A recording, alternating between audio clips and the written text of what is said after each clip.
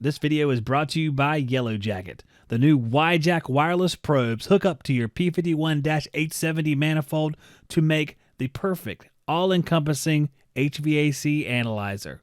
Find out more in coming weeks on Shop Talk. So let's talk about solving problems from a service point of view, because a lot of these guys are service techs. Let's say they go to a job.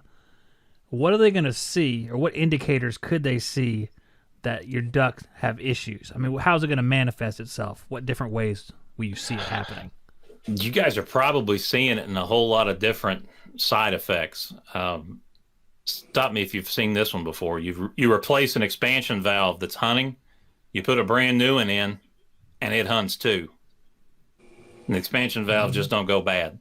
I can say this, guys, because I can make fun of this stuff because I've done it. My guys have done it.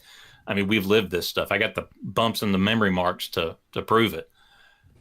And it was because we weren't checking airflow first.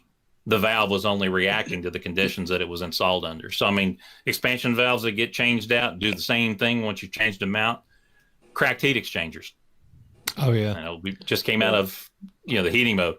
Cracked heat exchangers, they don't just crack, they get murdered. And they do that because of low airflow across of them.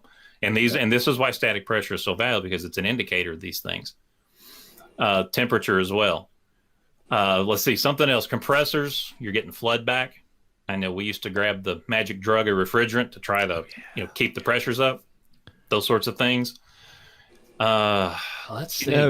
If you go take your gauges off and you got a bunch of oil coming out of your suction line, guess what? You got an airflow problem. So you get return issues. Yep. ECMs, if you're replacing a lot of the end bells on them, the modules, they're getting cooked due to high static pressure. It will eat a module up. They will overheat. And it's usually the same failed component every time if you take them apart. The varistor. Yep, they are getting taken out by high static. Let's see.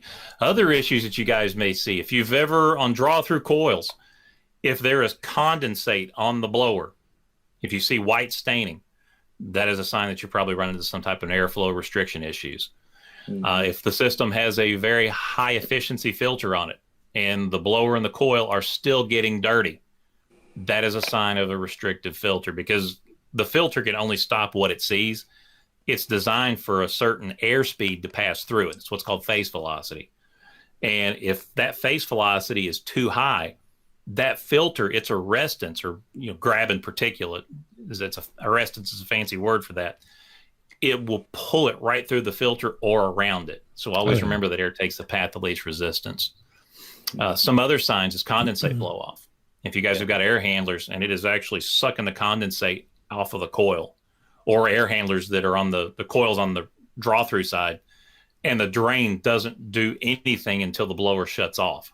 And then all of a sudden you see the condensate start to take off down the drain. That traps vapor locking. Things like that. Mildew inside the air handler. All kinds of fun stuff like that. But those are some visual signs that you're going to have with airflow issues. Low superheat. If you start running into low superheat, start checking for air. Number one. And this doesn't check air. So just feel velocity. But what do you expect us to do?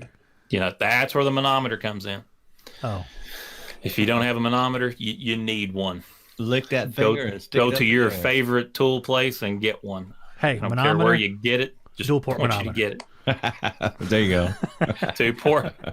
That's a dual port Fieldpiece has manometer. got some wicked ones coming out that are, they're out. They're not coming out. Right. But those Bluetooth ones, they're pretty wicked.